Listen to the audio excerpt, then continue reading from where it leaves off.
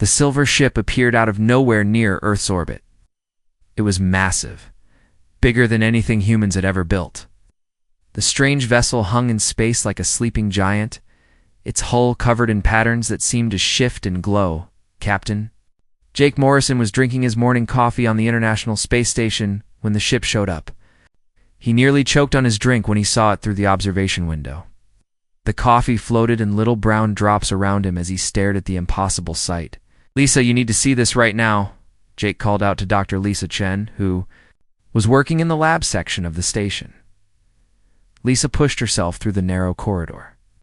Moving fast in the zero gravity, she was a scientist who studied life forms, and she had dreamed of this moment her whole career. When she reached the observation deck and saw the alien ship, her heart started beating so fast she thought it might jump out of her chest. "Ben, get over here and bring the communication equipment," Jake shouted to Communications Officer Ben Taylor.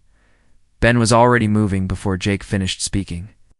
He had been monitoring radio signals when strange new frequencies started showing up. On his equipment, now he knew where they were coming from. Meanwhile, inside the alien ship, Commander Zethka of the Altarian race was looking at his instruments with growing confusion.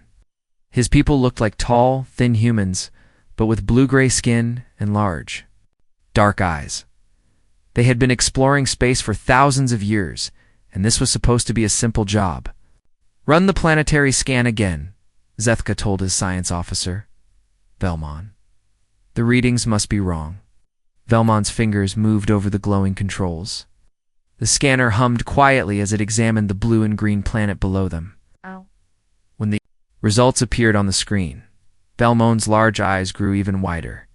"Commander, the readings are correct. This planet registers as a level 15 Killworld." Zethka felt a chill run down his spine. In all his years of space exploration, he had never seen a planet rated higher than level 12. Any world above level 10 was considered dangerous. Level 12 planets were avoided by most species, but level 15 was almost unheard of. "That cannot be." "Right," Zethka said. "Check for intelligent life." Scanner ran again. This time, the results made Velmon step back from his station. "Commander, there are billions of intelligent beings living on the surface." Zethka stared at the screen. According to everything he knew about the galaxy, no intelligent species could survive on a level 15 Killworld. It was impossible. Such planets were death traps filled with extreme weather, dangerous creatures, and unstable environments. Back on the space station, Ben had set up his communication equipment. He was trying every frequency he could think of, sending out mathematical sequences and basic signals. For 20 minutes, nothing happened. Then his equipment started beeping. "Getting something," Ben said, his voice shaking with excitement. "It's definitely artificial. Some kind of response signal." Lisa floated next to him, watching the patterns appear on the screen. "Can you translate it?" "I'm trying." "It looks like they're sending us mathematical concepts." "Basic counting, then. Some geometric shapes?" Jake moved closer to the window. The alien ship was still there, looking peaceful, but somehow frightening at the same time. "Are they trying to communicate?" "Yes, and they're good at it," Ben replied. "Look at this. They just sent us the value of pi calculated to 50 decimal places." On the alien ship, Zethka was having a very different conversation with his crew. "The surface temperature readings show extreme variations," reported Science Officer Velmon. "In some areas, it drops to -40 degrees. In others, it reaches over 50 degrees. That alone would make it a level 8 Killworld," said Navigation. "Officer Kentar?" "There's more," Velmon continued. "The planet experiences massive atmospheric disturbances. Wind speeds regularly exceed 200 kilometers per hour. Atmospheric pressure changes constantly." Zethka looked at the peaceful blue planet below. It looked so beautiful and calm from space. "What about geological activity?" Extreme, Velmon answered. "The planet's crust is broken into moving pieces. There are over 1,000 active volcanic sites. Massive earthquakes happen regularly." "And the life forms?" Sveth asked, though he was almost afraid to hear the answer. Velmon checked his readings again. "Commander, this planet is filled with apex predators, large carnivorous mammals. Venomous reptiles, predatory fish with multiple rows of teeth. There are even plants that can kill and digest animals. Yet the intelligent species lives among all of this. Not just lives among it, Commander. According to our scans, they seem to interact with these dangerous creatures regularly.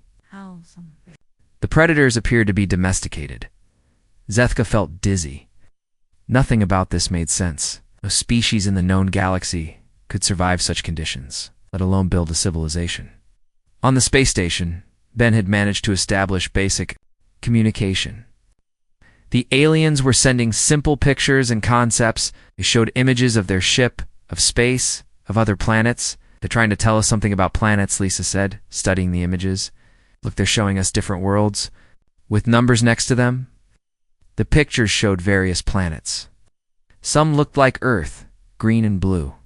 These had low numbers next to them, like 3 or 5. Other planets looked harsh and rocky. These had higher numbers, like 8 or 9. Then the aliens sent an image of Earth with the number 15 next to it. What do you think that means? Jake asked. Ben frowned. At the screen? Maybe it's some kind of classification system. But why would Earth have such a high number? The aliens sent more images. They showed creatures that looked like themselves, but the pictures seemed scared or worried. Then they showed images of Earth's weather, of lightning and storms and hurricanes. I think they're afraid of our planet, Lisa said slowly. Jake laughed. Afraid of Earth? That's crazy. Earth is beautiful. But the alien messages kept coming. They showed pictures of Earth's animals, of sharks and bears and poisonous snakes. Each image seemed more worried than the last. On the alien ship, Commander Zethka was making a difficult decision. Move us to a safer distance, he ordered. Increase our orbital radius by 50,000 kilometers. Sir, are you concerned about the planet's inhabitants? Asked Velmon. Oh, Zethka replied. I'm concerned about the planet itself. According to our readings, this world experiences regular meteor impacts. It has an unstable magnetic field and sits in a solar system filled with debris. The star it orbits produces dangerous radiation flares as the alien ship moved away from it. Earth, the humans on the space station, watched in confusion. Why are they backing away? Ben wondered. Maybe they're being careful, Lisa suggested. This is first contact.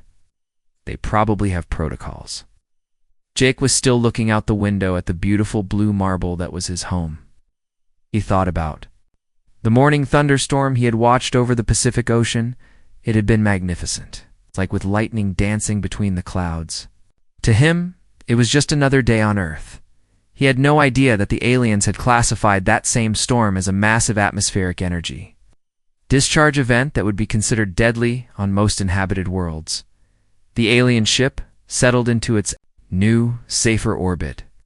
Commander Zethka looked at the planet below and shook his head in amazement. Somehow, impossible as it seemed, an intelligent species had not only survived on a level 15 Killworld, but had built a technological civilization. The galaxy was full of surprises. But this was the biggest one Zethka had ever encountered. Opened a communication channel to the Galactic Confederation headquarters. This discovery would need to be reported to the highest levels. As he began composing his message, Zethka wondered what other impossible things these humans might be capable of. 3 days after first contact, 5 more alien ships arrived near Earth. These were bigger than the first one and carried scientists, diplomats, and what humans would call anthropologists. The Galactic Confederation wanted to understand how an intelligent species could survive on such a dangerous world. Dr. Vexrin was the lead xenobiologist for the expedition. Her species, the Kelfani, looked like walking crystals with multiple arms and eyes that could see far more colors than human eyes. She had studied life on hundreds of worlds, but nothing had prepared her for what she found orbiting the third planet of this yellow star. On Earth, governments around the world were working together for the first time in decades. Ambassador Kira Walsh had been chosen to lead humanity's diplomatic team. She was smart, calm, and spoke 6 languages. More importantly, she had a gift for making people feel comfortable, which seemed like it might be useful when dealing with nervous aliens. Marine Colonel Rick Barnes was in charge of security. He was a tough man, with gray hair and scars from 3 different wars. But he was also careful and thoughtful. Exactly the kind of person you wanted making decisions when the future of humanity was at stake. The aliens requested permission to send a small team to Earth's surface. They wanted to study human society and understand how people lived on such a hostile world. Ambassador Walsh agreed, but she had one condition. A human team would visit the alien ships at the same time. Dr. Amy Rodriguez was chosen to represent Earth's scientific community. She was a marine biologist who had spent her career studying life in Earth's oceans. She loved swimming with dolphins and had once spent a month living underwater in a research station. To her, the ocean was a wonderful place full of amazing creatures. The alien shuttle landed at Edwards Air Force Base in California. The landing was smooth and quiet, nothing like the loud rocket engines humans used. When the door opened, 3 aliens stepped out, wearing what looked like full environmental suits. Dr. Vexrin was the first to emerge, followed by 2 assistants. They moved carefully, as if they expected something terrible to happen at any moment. Their suits were covered in sensors and had thick, clear helmets that completely enclosed their heads. "Welcome to Earth," Ambassador Walsh said, stepping forward with a smile. Dr. Vexrin's translator device made a series of clicking and humming sounds before producing words in English. "We are honored to visit your world, though we must maintain safety protocols due to the extreme nature of your environment." Colonel Barnes looked around at the bright sunny day. There was a light breeze blowing across the desert, and the temperature was a comfortable 25 degrees Celsius. "Extreme?" he asked. "Your atmospheric pressure is within acceptable ranges," Dr. Vexrin said, checking a device on her arm. "But we detect dangerous levels of oxygen and nitrogen. The radiation from your star is quite intense." Dr. Rodriguez tried not to laugh. "That's just normal sunlight. We love sunny days." One of the alien assistants made a frightened sound and stepped backward. They deliberately exposed themselves to stellar radiation for pleasure. Meanwhile, on the alien mothership, a human team was having their own surprising experiences. Dr. Lisa Chen floated in a chamber filled with soft pink light. The alien ship's atmosphere was perfectly controlled, with no temperature variations and no air movement at all. "This is very peaceful," she told Captain Jake Morrison, who was floating beside her, the alien guide. Science Officer Velmon seemed pleased. "We maintain optimal conditions at all times. Temperature varies by less than 1 degree. Humidity is constant. There are no atmospheric disturbances of any kind." "No wind?" Jake asked. "Wind is a sign of atmospheric instability," Velmon explained. "On civilized worlds, we control such things." Back on Earth, the alien team was getting their first real look at how humans lived. Dr. Rodriguez had brought them to the Monterey Bay Aquarium to show them marine life.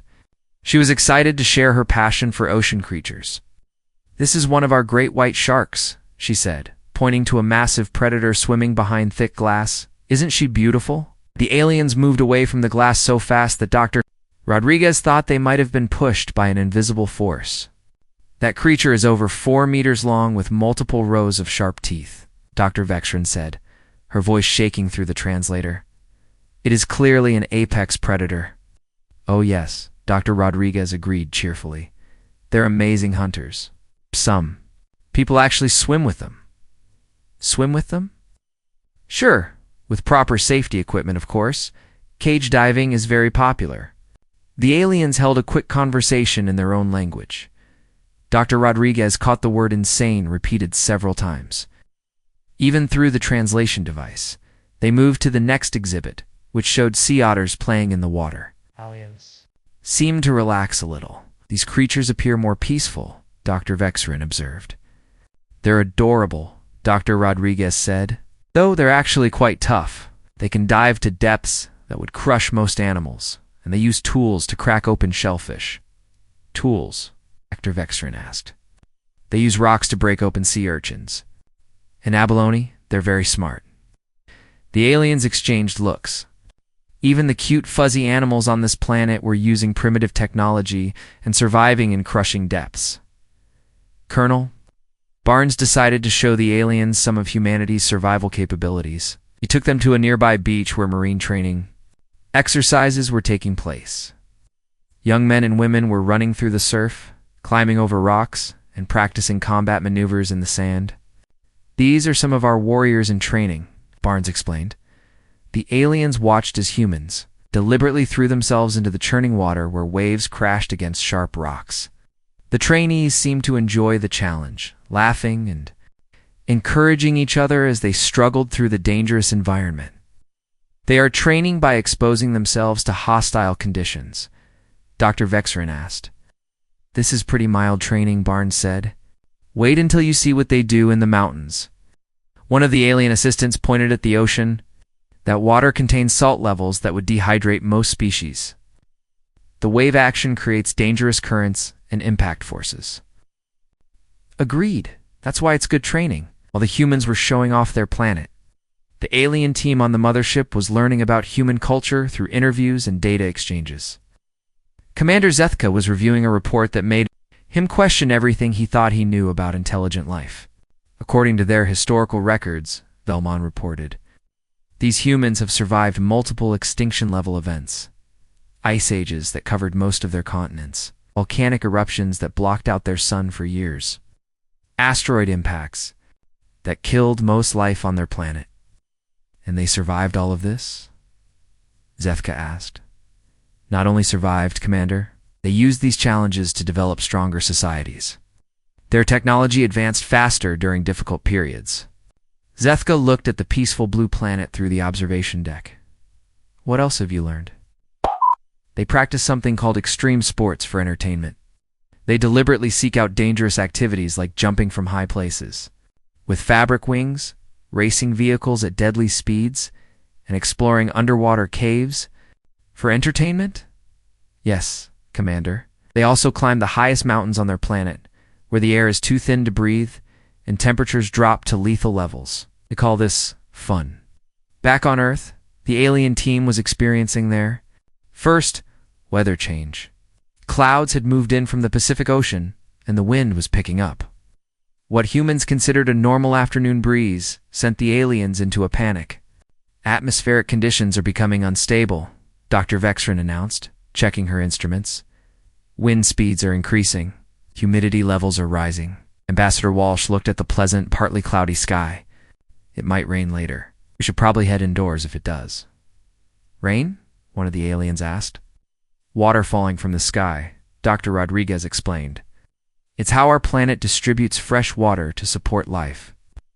The aliens huddled together. On their worlds, weather was controlled by technology. The idea of water randomly falling from the sky seemed like a natural disaster. When the first drops of rain began to fall, the aliens immediately returned to their shuttle they had seen. Enough for one day. As their ship lifted off, they left behind a group of confused humans who couldn't understand why their visitors seemed so frightened of everything. Dr. Rodriguez watched the alien shuttle disappear into the cloudy sky. I hope we didn't scare them off, she said to Ambassador Walsh. I don't think we scared them, Walsh replied thoughtfully. I think our planet did. As the alien team returned to their mothership, Dr. Vexrin was already preparing her report. She had studied hundreds of species across the galaxy, but humans were unlike anything she had ever encountered. They lived comfortably in conditions that would kill most intelligent beings. They turned survival challenges into entertainment.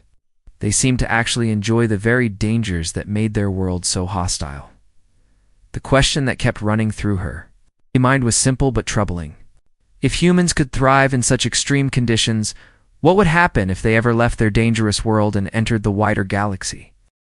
The news reached the Galactic Confederation's High Council 3 weeks after first contact. Chancellor Prime Kelvor, the leader of the council, stared at the report for a long time before calling an emergency meeting. In his 200 years of service, he had never seen anything like this. The High Council chamber was a massive dome that floated in space between 3 different star systems. Representatives from 47 different species gathered to discuss what everyone was calling the Earth situation. Chancellor Prime Kelvir was from the Zephyrian race. Tall beings with silver skin, who lived on worlds with perfect climate control. His people had not experienced natural weather in over 1,000 years. The idea of living with uncontrolled atmospheric conditions seemed like madness to him. "The report confirms it," he announced to the assembled council. "We have discovered an intelligent species living on a level 15 Killworld. It should be impossible." Councilmember the Sizra from the peaceful Gardener worlds raised one of her forearms. "Perhaps our classification system is wrong. Maybe this planet is not as dangerous as our instruments suggest." "I thought the same thing," the Chancellor replied. "So I sent our best evaluation team to confirm the readings." Meanwhile on Earth, President Diana Foster was holding her own emergency meetings. The revelation that aliens considered Earth to be extremely dangerous had caused concern among world leaders. Secretary of Defense Paul Grant sat across from her in the Oval Office, reading reports from the alien contact team. "They're afraid of rain," Grant said, shaking his head. "Our visitors ran back to their ship when it started to drizzle." "Else are they afraid of?" President Foster asked. "Pretty much everything. Sunlight, wind, temperature changes, the ocean, our animals, our plants." One of them nearly fainted when Dr. Rodriguez showed them a house cat. Her temples? A house cat? Apparently, they consider cats to be small, but efficient predators with retractable claws and hunting instincts. They couldn't believe we keep them as pets. On the other side of the country, Dr. Kate Johnson was preparing the most important presentation of her career. She was a geologist who specialized in studying earthquakes and volcanoes. The aliens had specifically requested to learn about Earth's geological activity, and Kate was excited to share her knowledge. Dr. Kate met with the alien science team. In a conference room at the California Institute of Technology, Dr. Vexrin and her assistant sat across from her, their environmental suits making quiet humming sounds as they filtered the air. "Thank you for agreeing to educate us about your planet's geological systems," Dr. Vexrin said through her translator. "It's my pleasure," Kate replied, pulling up a holographic display that showed Earth's structure. "Let me start with the basics. Earth's crust is broken into several large pieces called tectonic plates." The aliens leaned forward, studying the display with interest. "These plates move constantly," Kate continued. "They slide past each other, crash together, and pull apart. This movement creates mountains, valleys, and ocean basins." One of the alien assistants made a sound that the translator interpreted as distress. "The surface of your planet is unstable." "Well, yes," Kate said, surprised by the reaction. "The plates move about as fast as your fingernails grow. It's a very slow process." "This movement must cause disruptions," Dr. Vexrin said. "Oh, absolutely. We get earthquakes when the plates shift suddenly. Some of them are quite strong." Kate pulled up a map showing earthquake activity around the Pacific Ocean. "This area here is called the Ring of Fire. It's where most of our earthquakes and volcanic eruptions happen." Aliens stared at the map in horror. The Ring of Fire showed thousands of earthquake points and hundreds of active volcanoes surrounding the Pacific Ocean. To them, it looked like a diagram of planetary destruction. "People live in these areas?" Dr. Vexrin asked. "Oh yes, some of our largest cities are built right on fault lines. San Francisco, Tokyo, Los Angeles. Millions of people live there. They choose to live in zones of geological instability." Kate nodded enthusiastically. "These areas tend to have great climate, fertile soil from volcanic ash, and beautiful scenery. The earthquake risk is just something we manage with good building codes and emergency planning." Meanwhile, in a military base in Colorado, Army Ranger Lieutenant Sam Carter was demonstrating basic survival skills to a group of alien military observers. Sam was a tough, experienced soldier who had served in deserts, jungles, and mountains. To him, survival skills were just common sense. The alien military team was led by War Commander Kethsal, member of the warlike Kronari species. The Kronari were known throughout the galaxy as fierce warriors, but even they seemed nervous about being on Earth. "We will now demonstrate basic wilderness survival," Sam announced. Leading the group to a wooded area near the base, Sam knelt beside a small stream and cupped some water in his hands.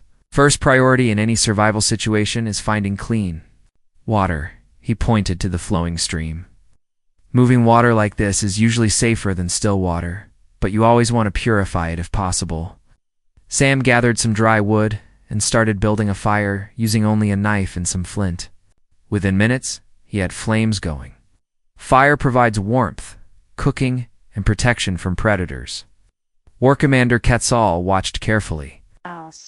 You can create combustion without technological assistance. Sure, humans have been making fire for hundreds of thousands of years. Sam poked the fire with a stick, sending sparks into the air. It's one of our oldest skills.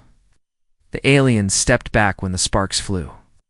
To them, uncontrolled fire was extremely dangerous. Sam continued his demonstration by identifying edible plants. He showed them berries, nuts, and roots that could provide nutrition. You have to be careful, he explained. Some plants look similar, but one might be food and the other poison. You can distinguish between nutritious and toxic plants by visual examination, one of the alien observers asked. With training, yes. Most kids learn basic plant identification in school. The aliens exchanged worried glances. Not only did humans live on a dangerous planet, they taught their children to navigate that danger from an early age. Back at the High Council meeting, Chancellor Prime Kelvier was reviewing more reports from the Earth's evaluation team.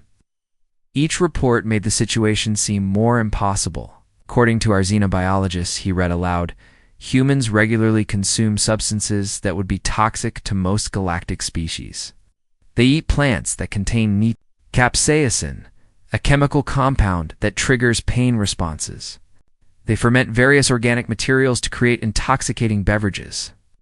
They even consume the flesh of the predatory creatures that share their planet. Council member the Caesara looked confused. They eat their predators? Apparently so. Fish with sharp teeth, large mammals with claws and horns, even creatures from their oceans that could easily kill them. Another council member, Reptor, of the logical Scythian race, spoke up. Perhaps these humans are not as intelligent as we initially believed. Maybe they simply lack the ability to recognize danger. Chancellor Prime Kelvor shook his head. That was my first thought as well. But they have achieved space travel. They have split the atom. They have created artificial intelligence. Their technology is quite advanced. Then how do we explain their behavior? The Chancellor paused before answering. I'm beginning to think that we do not understand what intelligence means when it develops under such extreme conditions. On Earth, President Foster was meeting with a new team of scientists and military experts. The aliens had requested to observe human recreational activities, and she wanted to make sure they chose appropriate demonstrations. What about hiking? Suggested Dr. Kate Johnson. It's peaceful and shows how we enjoy nature. Secretary Grant looked doubtful. Remember, they think nature is trying to kill us. Maybe something indoors? Rock climbing, suggested Sam Carter, who had just returned from the military demonstration. Absolutely not, Grant said quickly. They already think we're crazy for living here. Let's not give them more evidence. President Foster made the decision. We'll show them a normal day in a normal American town. Nothing extreme, nothing dangerous. Just regular people doing regular things. What none of them realized was that two aliens from controlled, safe worlds. A normal day in a normal American town would seem like an exercise in survival against impossible odds. The evaluation was far from over. And with each passing day, the aliens were becoming more convinced that humans were either the bravest species in the galaxy or completely insane. The problem was, they could not figure out which one it was, as the reports continued to flow back to the Galactic Confederation. One thing became clear. Earth was not just a level 15 kill world. It might be something much more dangerous than that. And somehow, impossibly, humans called it home. The mistake happened on a Tuesday morning in the Galactic Confederation's Central Records Office. A junior clerk named Zixbo was processing the Earth evaluation reports when he accidentally entered the wrong classification code into the system. Instead of confirming Earth as a level 15 kill world, he typed level 16. Level 16 was a classification that had never been used before. According to galactic law, any planet rated level 16 or higher was considered a threat to galactic security and must be placed under immediate military quarantine. Within hours, Automated systems throughout the galaxy began implementing emergency protocols, warning beacons activated. Military fleets received orders to mobilize. Panic spread through peaceful worlds as the news traveled faster than anyone could correct the mistake. General Patricia Lee was having breakfast with her family when the phone rang. As the commanding officer of the United States Space Command, she was used to emergency calls, but this one was different. "General, we've got a problem," said Colonel Martinez on the other end of the line. "Alien warships are surrounding Earth. Lots of them." Patricia dropped her coffee cup. "How many is lots?" 57 ships and counting are taking positions at every major orbital point around the planet." Admiral Frank Stone was already at the Pentagon when General Lee arrived.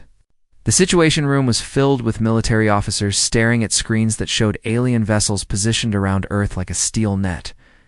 "What do we know?" General Lee asked. "They're not responding to our communications," Admiral Stone replied. "But they're not shooting either. They're just sitting there watching us." President Foster entered the room, followed by Secretary Grant and Ambassador Walsh. "What's the status?" "We're under some kind of blockade," General Lee reported. "But we don't know why." Meanwhile, aboard the alien command ship, Fleet Admiral Ress Kane of the powerful Hegemony Navy was reading the orders with growing concern. His species, the Hegemony, were known as the galaxy's peacekeepers. But even they were nervous about this assignment. "Contain all traffic to and from the Level 16 Killworld," the orders read. "Prevent any indigenous life forms from leaving the planetary system. Use all necessary force to maintain quarantine." Admiral Ress Kane had fought against space pirates, rogue artificial intelligences, and hostile alien invasions. But he had never been asked to quarantine an entire planet because it was too dangerous for the rest of the galaxy. "What exactly are we protecting the galaxy from?" asked his second-in-command, Captain Vel Kreese. "According to the reports, this species has adapted to survive in conditions that would kill almost any other intelligent life form. The concern is that, if they spread to other worlds, they might destabilize the galactic ecosystem." On the International Space Station, Joe Stevens was doing routine maintenance on the solar panels when the alien ships appeared. Joe was a maintenance worker who had been fixing things in space for 10 years. He was not easily impressed, but 57 alien warships was definitely unusual. "Control, this is Joe," he said into his radio. "Are we expecting visitors today?" "Negative, Joe. Continue with your work, but stay alert." Joe shrugged and went back to replacing a damaged panel. The work required him to use a spacewalk suit and work in the vacuum of space for several hours. To him, it was just another day at the office. To the alien observers, watching through powerful telescopes, Joe's casual spacewalk looked like something completely different. They saw a human being deliberately exposing himself to the deadly vacuum of space, working with dangerous tools while surrounded by lethal radiation. "Log this," Admiral Ress Kane told his recorder officer. "Indigenous species demonstrates comfort.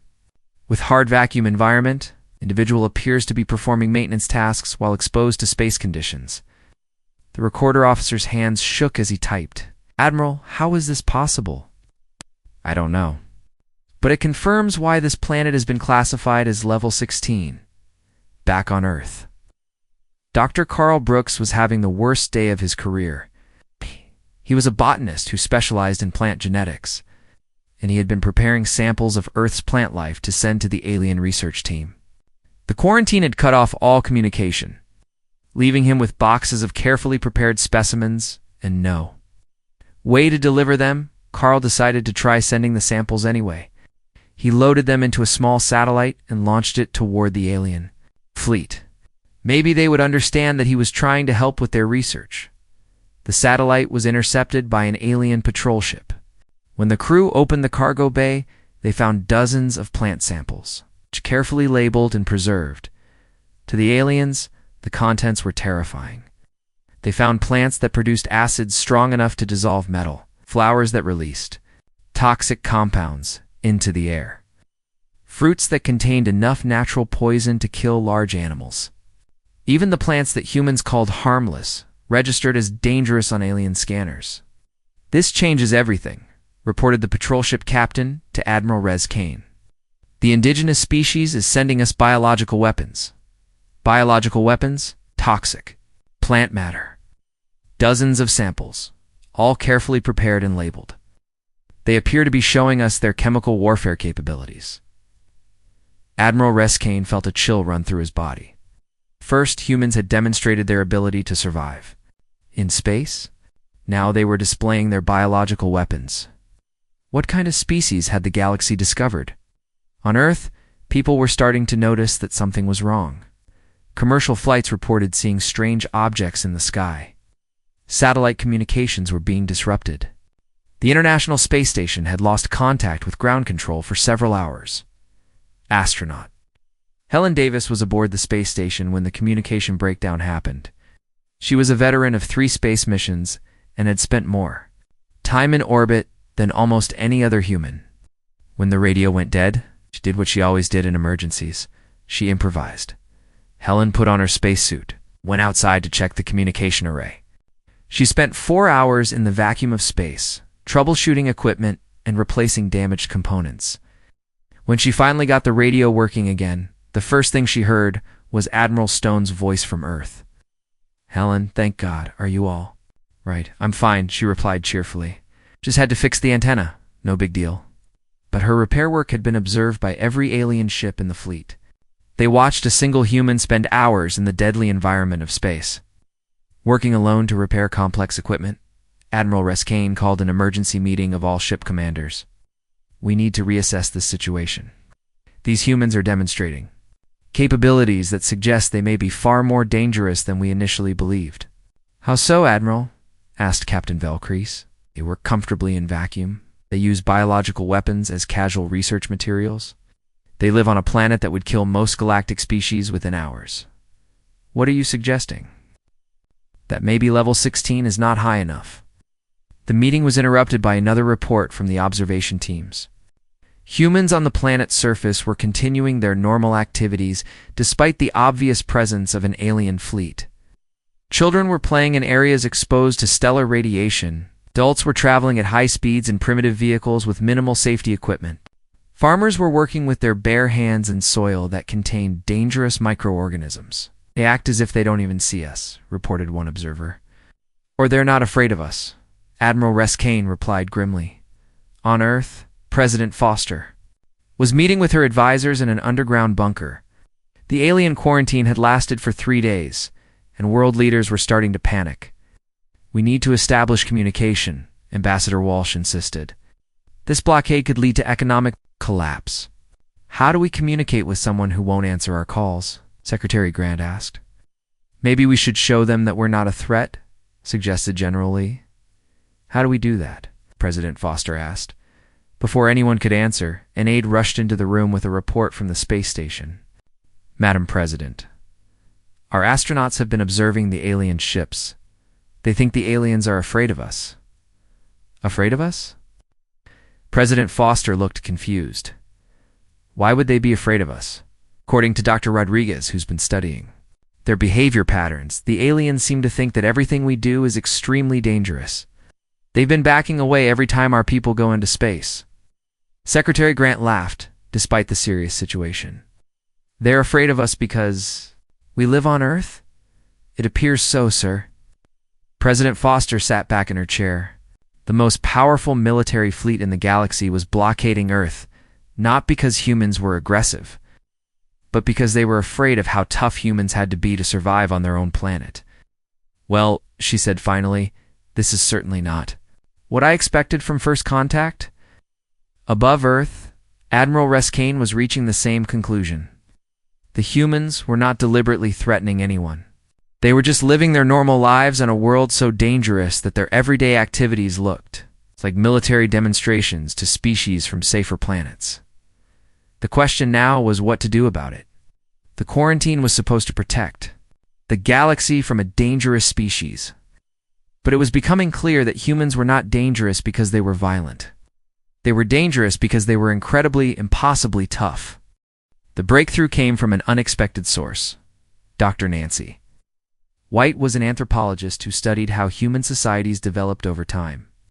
She had been working with the alien research teams before the quarantine began, and she was the first person to understand what was really happening, Nancy was trapped on the alien mothership when the blockade started.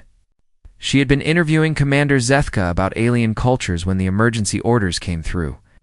Now she found herself in the unique position of being the only human who could observe the aliens' fear up close. "Commander," she said to Zethka as they watched the quarantine fleet take position around Earth, "I think there's been a misunderstanding." Zethka looked at her through his environmental helmet. Even on his own ship, he wore protective gear when talking to Nancy. "Kind of misunderstanding? You think we're dangerous because we live on a hostile planet, but we're not dangerous to you. We're just adapted to our environment. Dr. White, your species demonstrates capabilities that suggest extreme physical and mental conditioning. Work in vacuum, consume toxic materials, and live comfortably in conditions that would kill most galactic species." Nancy smiled. "That's exactly my point. We do those things because we had to learn how to survive on Earth. It doesn't make us aggressive or threatening, it just makes us different." Meanwhile, on Earth, Captain Roy Mitchell was preparing for what might be humanity's most important mission. Roy was a former Air Force pilot who had become an astronaut and then a diplomat. President Foster had chosen him to serve as Earth's military liaison with the aliens. Roy was working with Alex Turner, a career diplomat who spoke 7 languages and had negotiated peace treaties on 3 continents. Together, they were planning a way to break through the quarantine and establish real communication with the alien fleet. "We need to show them that we're not a threat," Alex said, reviewing their options.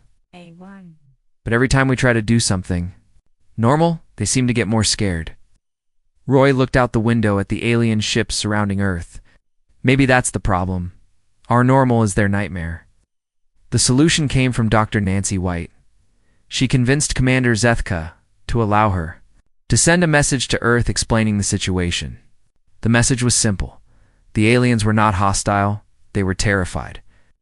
"The Galactic Confederation has classified Earth as a level 16 kill world," Nancy's message explained. "They think that humans are so dangerous that we might destabilize the entire galaxy if we spread to other planets. They're not trying to hurt us. They're trying to protect everyone else from us." President Foster called an emergency meeting of world leaders. The revelation that aliens considered humans to be a galactic threat was both insulting and oddly flattering. "So they're afraid we're too tough?" asked the Prime Minister of Canada. Apparently, President Foster replied. "According to Dr. White's message, they think our survival abilities make us a dangerous species." Secretary Grant shook his head. "This is ridiculous. We're not dangerous. We're just people trying to live our lives. It's exactly what we need." "To prove," Ambassador Walsh said, "we need to show them that human adaptability is not the same as human aggression." On the alien mothership, Dr. Nancy White was having the most important conversation of her career with Fleet Admiral Ress Kane. The Admiral had agreed to hear her explanation of human nature, though he remained suspicious. "You must understand," Nancy said, sitting across from the heavily armored alien commander. "Humans developed intelligence as a response to environmental pressure. Our planet forced us to become adaptable, but that adaptability is not aggression." "Explain," the Admiral said through his translator. "When Earth went through ice ages, we learned to work together to survive. When volcanoes blocked out the sun, we developed agriculture to grow food in difficult conditions. When asteroids hit our planet, we learned to rebuild and adapt." Admiral Reskin listened carefully. "You are saying that your dangerous capabilities developed as survival mechanisms?" "Exactly. We don't seek out danger because we enjoy it. We learned to handle danger because we had no choice." Nancy pulled up images on her tablet showing human history. Pictures of early humans working together to hunt large animals, building shelters against storms, developing tools to solve problems. "Look at these images," she said. "You see aggression or do you see cooperation?" The Admiral studied the pictures. He saw humans sharing food, protecting their children, caring for the sick and elderly. Even in the most dangerous situations, they worked together. "These images show collaborative behavior," he admitted, "because that's how we survived." Individual. Humans are not particularly strong or fast compared to other Earth species. We survived by being smart and working together. Meanwhile, Captain Roy Mitchell and Alex Turner had convinced President Foster to let them try a dangerous plan. They would take a small spacecraft directly to the alien command ship and request a face-to-face meeting with Admiral Ress Kane. This is risky, General Lee warned. If they think we're dangerous, approaching their command ship might be seen as an aggressive act. Or it might show them that we trust them enough to put ourselves at their mercy, Roy replied. The small human ship launched from Cape Canaveral, with Roy and Alex aboard. As it approached the alien fleet, every weapon system in the blockade tracked its movement.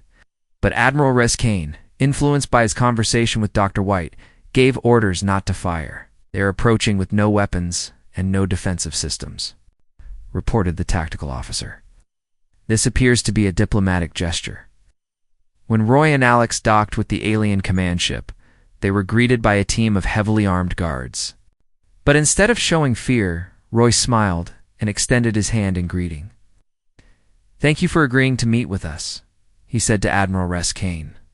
"We come in peace." The Admiral was surprised by how calm the humans seemed, according to his understanding. These were members of a species so dangerous that their entire planet had been quarantined. Yet they acted like friendly neighbors. "You are not what I expected," the Admiral admitted. Alex Turner, trained in diplomacy, recognized an opportunity. "Admiral, I think we need to discuss what your people have observed about humans and what we actually are." Over the next several hours, the three humans on the ship worked together to explain human nature to the alien command staff.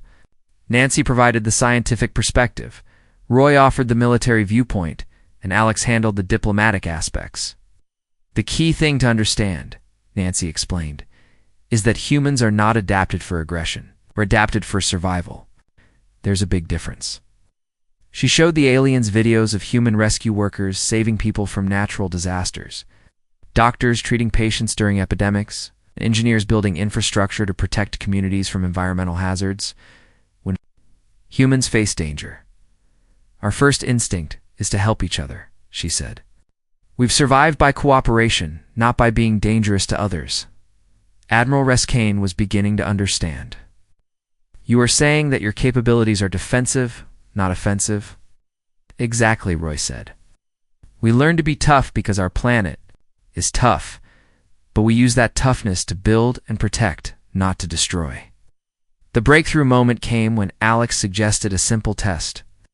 "Let us show you how humans really behave when we encounter new environments." With the Admiral's permission, they arranged for a small group of humans to visit one of the alien worlds that was considered perfectly safe and comfortable. Dr. Kate Johnson, the geologist, volunteered along with marine biologist Dr. Amy Rodriguez and Army Ranger Sam Carter. The human team visited Alteria Prime, Commander Zethka's home world. It was a planet with perfectly controlled weather, gentle gravity, and no dangerous animals. To the aliens, it was paradise. To the humans, it was interesting, but almost boring. "It's very peaceful," Dr. Rodriguez observed, walking through a park where the temperature never varied by more than 2 degrees. "Almost too peaceful," Sam Carter added. "Where's the challenge?" But instead of trying to change or dominate the environment, the humans simply adapted to it. They learned the local customs, tried the safe alien foods, and showed genuine interest in alien culture. Most importantly, they helped with local projects, using their problem-solving skills to assist their hosts. When a minor technical problem arose with the planet's weather control system, Kate Johnson worked with alien engineers to find a solution. When some alien children got lost in a perfectly safe forest, Sam Carter helped organize the search effort. When local scientists had questions about planetary geology, they shared their knowledge freely.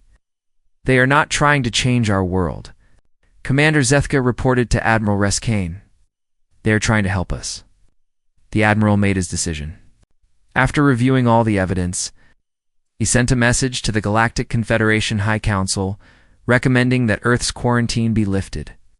"Humans are indeed adapted to survive in extreme conditions," his report stated. "But this adaptation has created a species that is remarkably cooperative, resourceful, and helpful. They do not pose a threat to galactic stability. If anything, their unique capabilities could be valuable for exploration of dangerous worlds and emergency response situations." Chancellor Prime Kelvior read the report with growing amazement.